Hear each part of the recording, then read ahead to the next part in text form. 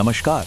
आज के इस खास विश्लेषण में हम मानवीय मनोविज्ञान के एक बेहद दिलचस्प पहलू पर गौर करने वाले हैं। अक्सर माना जाता है कि जब किसी पर बहुत ज्यादा मानसिक दबाव पड़ता है तो इंसान टूट जाता है ना? लेकिन असल में खेल कुछ और ही है। कभी कभी यही भारी भरकम दबाव एक ऐसी शानदार एथलेटिक जीत की वजह बन जाता है जिसकी शायद किसी ने कल्पना भी ना की हो। तो चलिए गहराई से समझते हैं कि कैसे नकारात्मकता हमेशा पतन का कारण नहीं बनती, बल्कि किसी के लिए सबसे बड़े हथियार के रूप में भी काम कर सकती है। अब जरा इतिहास के पन्नों से निकले इस एक निर्णायक पल के बारे में सोचिए। ये रेस तुम्हारी जिंदगी की आखिरी रेस साबित हो सकती है। इन शब्दों का भारीपन स्पष्ट महसूस किया जा सकता है। ये कोई आम बातचीत नहीं थी। ये एक पाकिस्तानी कोच द्वारा महान धावक मिल्खा सिंह से कहे गए बेहद चुभने वाले शब्द थे। जरा सोचिए, उस वक्त वहां हवा में कैसा अजीब सा तनाव पैदा हो गया होगा। और सबसे अहम बात क्या है पता है? वो है टाइमिंग। ये बात कब कही गई? ये बिल्कुल वो क्षण था जब रेस बस शुरू ही होने वाली थी, स्टार्टिंग लाइन पर। किसी भी एथलीट के लिए मानसिक रूप से ये सबसे नाजुक स्थिति होती है, और ठीक इसी पल ऐसी बात कहना मतलब साफ है उस मानसिक दबाव को बिल्कुल अपने चरम पर पहुंचा देना। तब सवाल ये उठता है कि ठीक रेस से पहले की गई इस तरह की टिप्पणी को क्या किसी भी नजरिए से प्रोत्साहन कहा जा सकता है? बिल्कुल नहीं।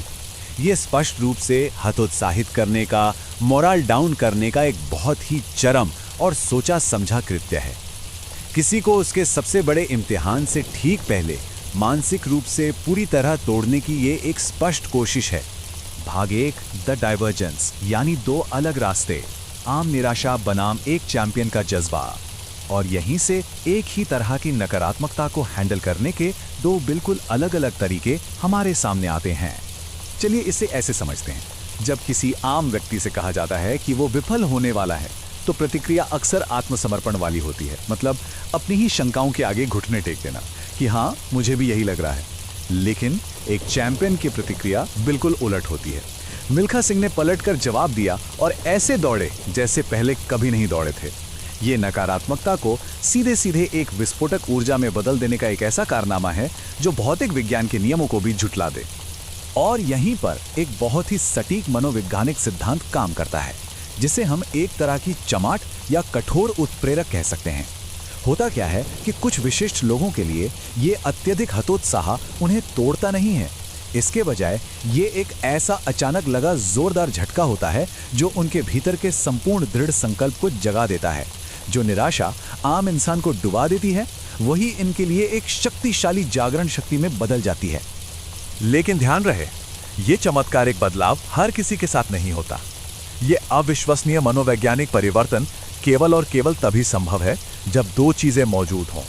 पहला, एक अटूट गोल, और दूसरा बिल्कुल स्पष्ट फोकस। सच मानिए, जब लक्ष्य और फोकस में कोई दरार नहीं होती ना, तभी ऐसी नीचा दिखाने वाली बातें रोकने के बजाय सबसे बड़ी ताकत बनकर उभरती हैं।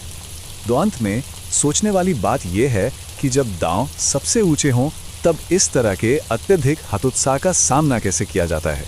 क्या कोई टूटकर बिखर जाता है, या इसे एक चैंपियन की तरह अपनी जीत के ईंधन में बदल देता है?